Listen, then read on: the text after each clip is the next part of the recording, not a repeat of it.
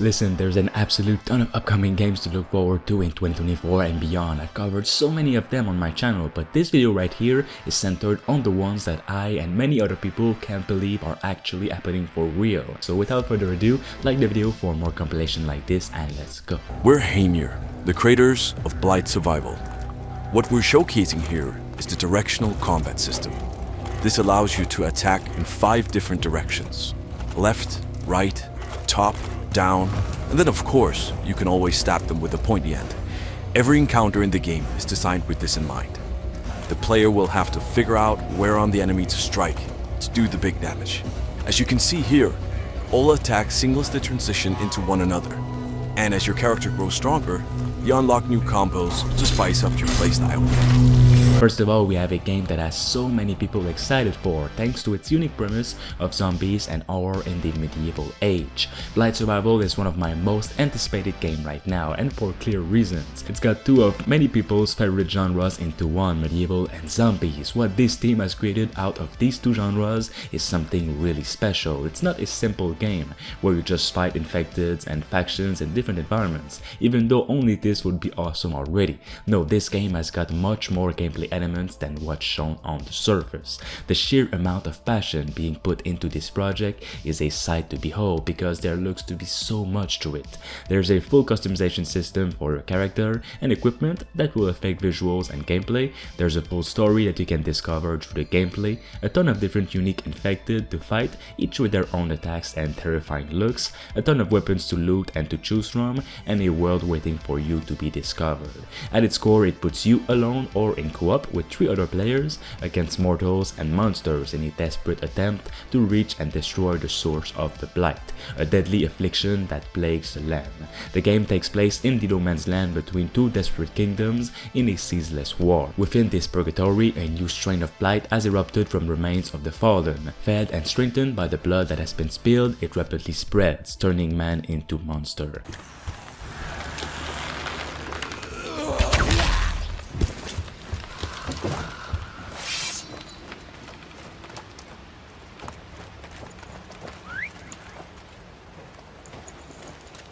Next up, we have the Max Payne 1 and 2 remakes that will merge into one full game.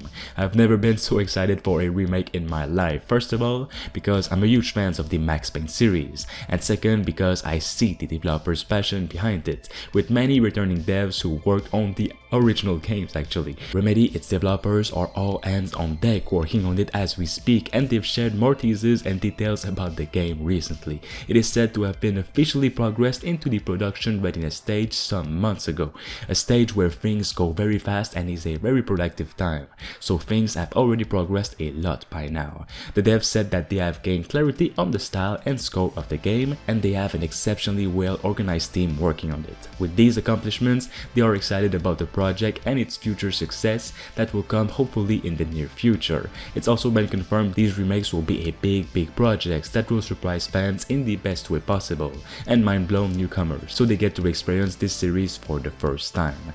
They said that it is a significant undertaking in the sense that even if they are old games, just thinking about bringing them up to modern standards and combining them into one, you can see that it is a big project. The games will be merged together to create an immersive action experience with realistic graphics, new gameplay features, new missions, new environments, and the return of classic Max Payne. There will be perfectly crafted cutscenes, character models, and better voice line. Next up, we have Kingmakers. If you guys have read the recent gameplay details released for this game, you'd be even more excited about this weird medieval action shooter. Now, first of all, for those who don't know, Kingmakers is about a strange man from the future that is time traveling between different eras, most prominently the medieval era, and is bringing weapons and vehicles from his time to fight important wars and change the future. He becomes king and has an army of knights at his disposal. Kingmakers, which has been in development for years, will have a meaningful campaign that will will feature more than quick jump-in random battles. There's a desire to have many alternate futures that can be created by the player's action in the past. The devs are trying to create the ultimate medieval fantasy. That means building up an empire, taking castles, conquering territory, and etc. It's not just a string of random battles, but an immersive campaign where you build up settlements, capture enemy outposts, train and promote soldiers, and etc. The game has a solid foundation with advanced animation systems, AI pathfinding, and online multiplayer mechanics. With thousands of soldiers being on screen at once, a huge part of the development cycle has been ensuring that the game remains stable at all times. They also revealed that they want to have player versus player combat in Kingmakers in the near future, which would be absolutely awesome.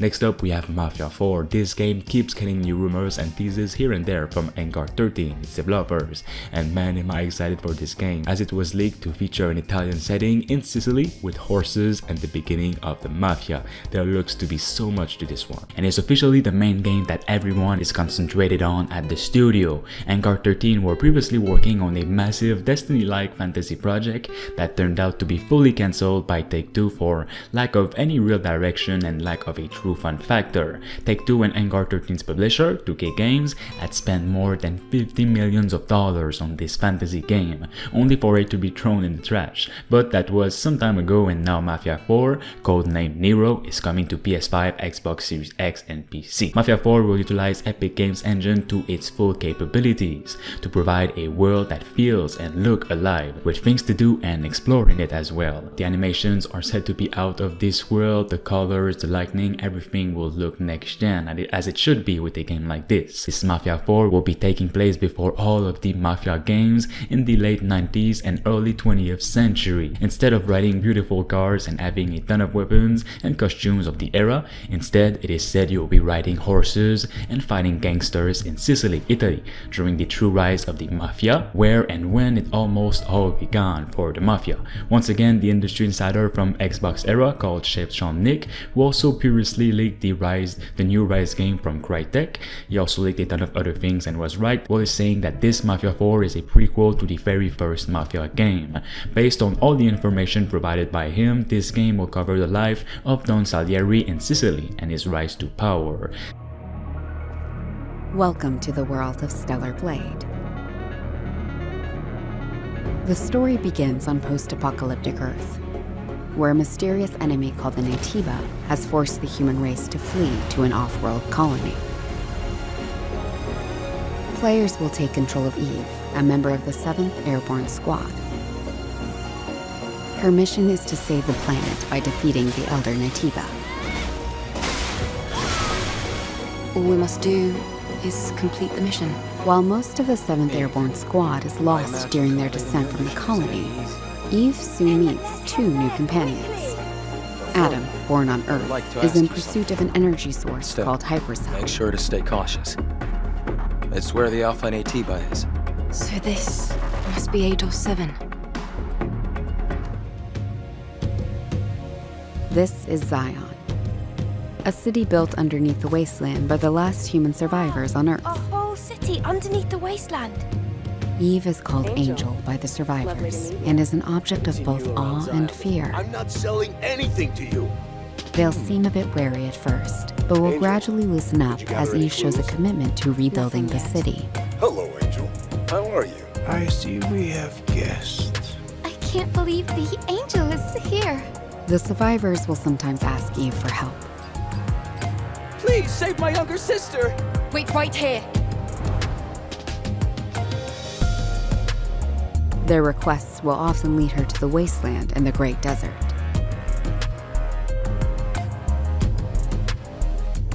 This place has been overrun by Natibas and malfunctioning machines and robots. A supply camp in a place like this. You'll occasionally find supply stations set up by previous airborne squads. At each camp, Eve can purchase various consumable items. The extinction of all Natibas, right? To think that the point of your existence is to snuff out another species. It is not an easy fight. It's fine. I can do this alone. It won't be easy. Angel, that's the unofficial name for members of the Eve Airborne Squad. I can feel the hatred, but I cannot feel the source. I will find it, and I will make it pay. Opening! It's windy!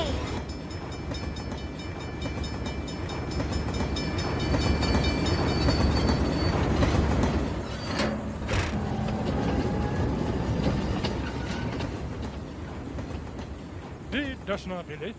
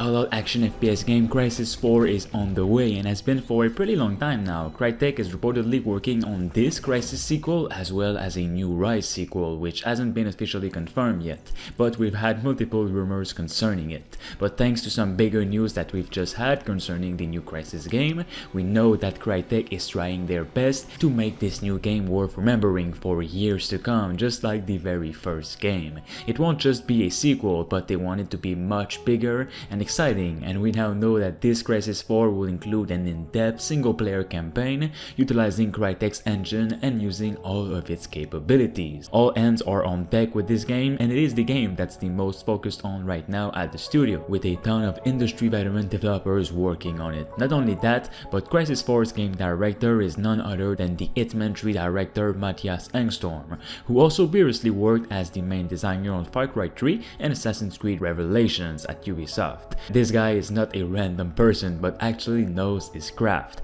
and wants to do the best with it, especially for an ambitious AAA game just like this. The latest news out of this new Crysis game is that an in-depth next-generation single-player campaign with multiple missions across different stunning locations has been confirmed. Previous Crysis games had multiplayer, but we still do not know if this one will have it.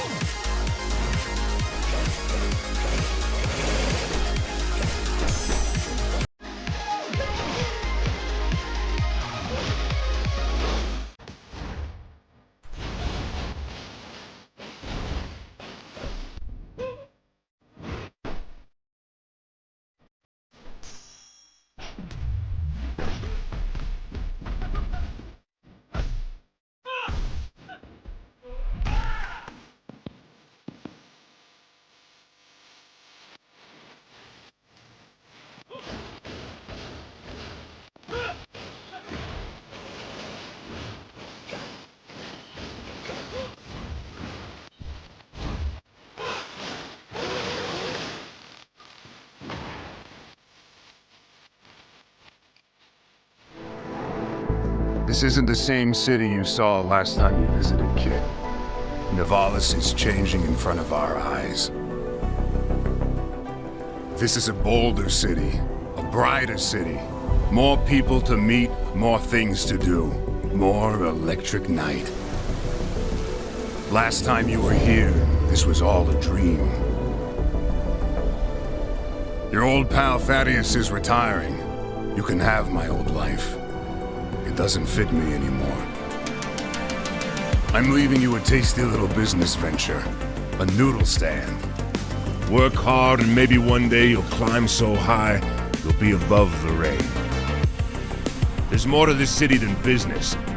Follow the rules, or break them all. Grow your own paradise in the greenhouses. Sail a boat out and cast your line into the forbidden seas. You might find more than fish.